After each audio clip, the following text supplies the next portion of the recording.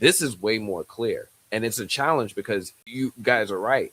You have to try to honor the old fans and try to bring them into this series while also attracting new fans. And new fans, they're just these kids different.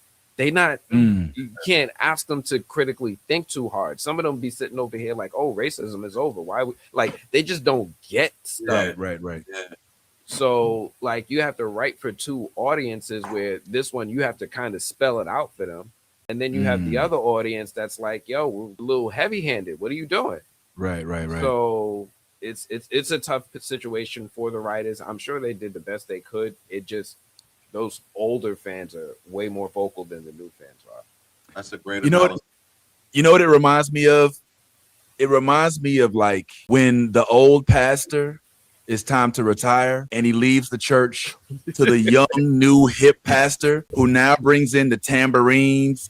He's playing trap gospel. You know what I'm saying? Like, you know, he's got a bunch, you know, he done let the skirts come up just a tiny bit higher than they used to be allowed. Ain't no more covering of the legs of the women on the front row with the blanket.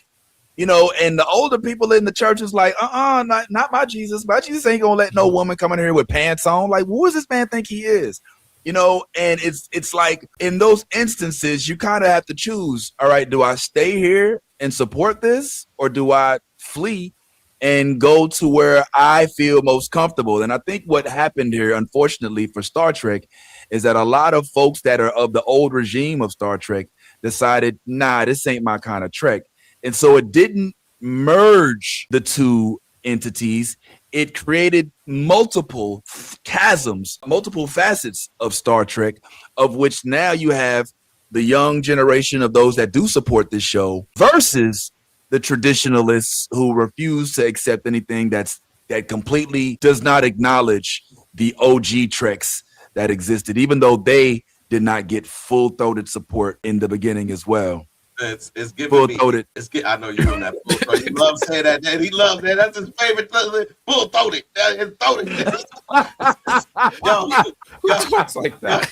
It's don't take that R out of there, man. I don't like R's in my words, man. It's the full throat.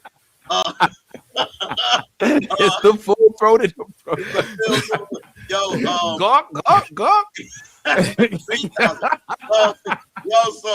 So it's giving me, like, when I think about this, it like it's giving me any given Sunday vibes. Like, you know when Willie Beeman came in to be the quarterback? Oh yeah. When the quarterback wasn't ready to give up his job, that's what it feels like. Yeah. It feels like the old guard is like, I'm not quite ready to pass the torch to you yet. And I think Anthony is, when I say spot on analysis, think this is before its time. It may be 5-10 years down the road, this probably would have rolled right out. There's always going to be backlash because there's always going to be idiots that sit at home and click on the keyboard because that's what they do. But ultimately, I think that's exactly what it was.